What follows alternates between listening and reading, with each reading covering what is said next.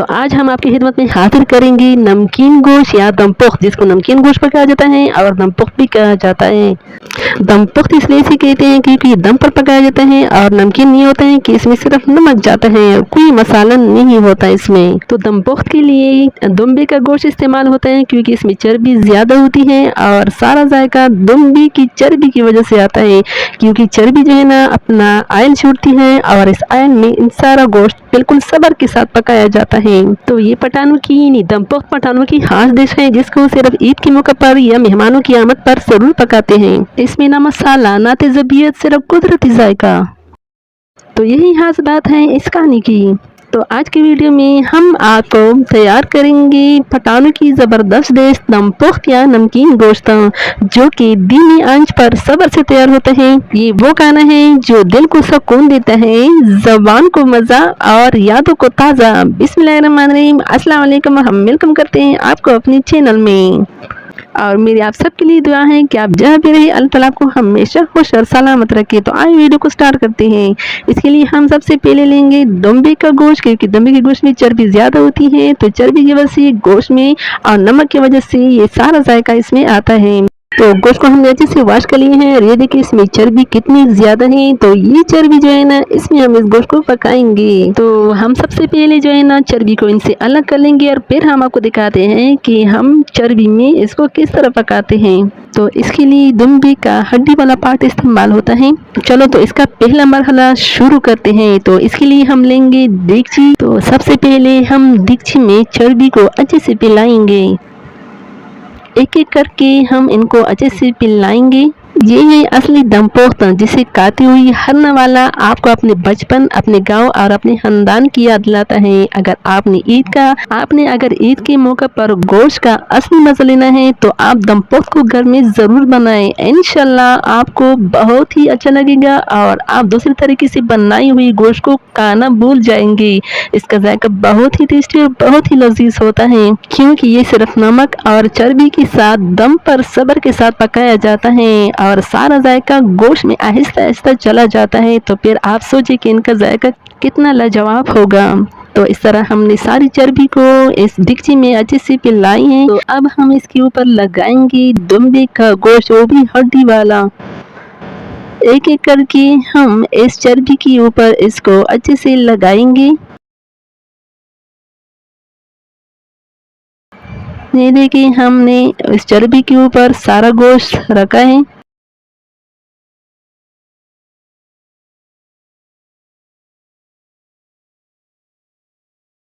तमाम गोश्त अच्छे से लगाने के बाद सिर्फ मसालों में जाएगा नमक। इसके ऊपर हम नमक को अच्छे से डालेंगे ताकि नमक का जायका सारे के सारे गोश्त में चला जाए।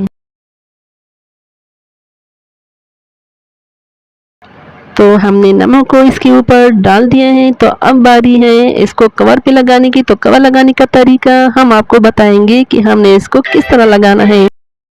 तो इसके लिए हम सबसे पहले लेंगे आटा। आटा तो हर घर में मौजूद होता है। तो लेंगे एक पेड़ा। तो एक पेड़े को अच्छे से फैलाएंगे। तो जिस कवर से हमने इसको डालना है इसके ऊपर अच्छे से लगाएंगे ताकि ये डिक्ची के ऊपर अच्छे से फिट हो जाए।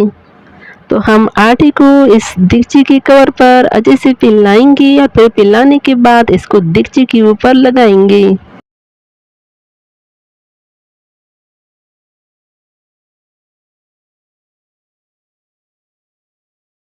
तो हमने सारे इस कवर को इस आटे से, गोंदी हुई आटे से अच्छे से कवर किया है।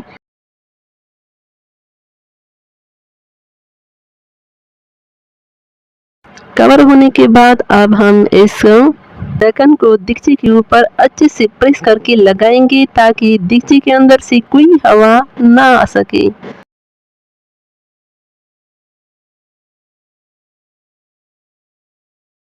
तो ये देखिए हम इसके ऊपर अच्छे से लगा रहे हैं और आटे की मदद से इसमें अच्छे से फिट हो जाएगा ताकि अंदर से कोई हवा ना निकल आए और ताकि गोश्त बहुत ही लजीज और नरम पक जाए। तो हमने इसको कवर पे लगा लिए हैं। अब हम इसको आग पे रखेंगे।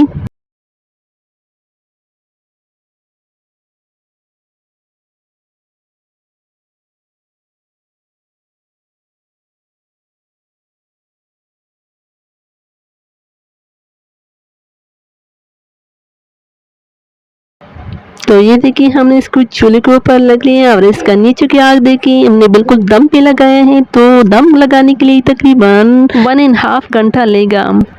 यानी जब इसकी खुशबू बाहर आए तो फिर आप समझे कि ये बिल्कुल ही पक चुके हैं। तो तकरीबन 1.5 घंटे के बाद हमने इसको खोला और देखिए हम इसको चेक कर लेंगे कि गोश्त अच्छे से नरम हुआ है, अच्छे से पक गए हैं।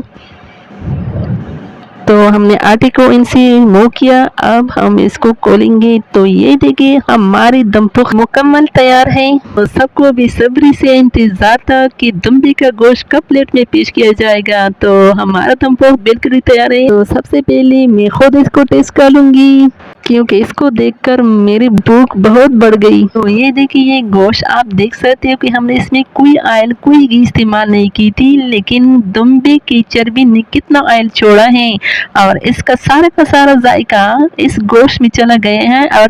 और बहुत आराम के साथ और बहुत सब्र के साथ हमने इस दुम्बे का गोश्त रोस्ट किया है।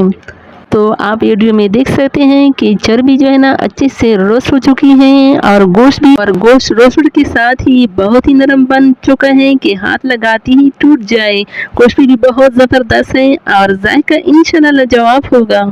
दम पुख्त जो है ना ये सिर्फ खाना पेट भरने के लिए नहीं, दिल को खुश करने के लिए इसमें वक्त, मेहनत और मोहब्बत लगी है जो आपको हर नवाले में महसूस होगी। तो लीजिए सबको बेसब्री से इंतजार था। तो अब हम इसको प्लेट में खाने के लिए पेश कर लेंगे और गरम गरम तंदूरी रोटी के साथ इसको खाएंगे। तो दोस्तों आपको मेरी दम पुख्त की यानी दुम्बे की गोश्त की रेसिपी कैसी लगी? अगर आपको मेरी रेसिपी अच्छी लगी हो तो दिल से लाइक सब्सक्राइब करना ना भूलें और अपने प्यारों के साथ इसको ज़्यादा से ज़्यादा शेयर करें। तो ईद के दिन दम पुख्त पकाकर खाने का यानी गोश्त का असली मज़ा लें।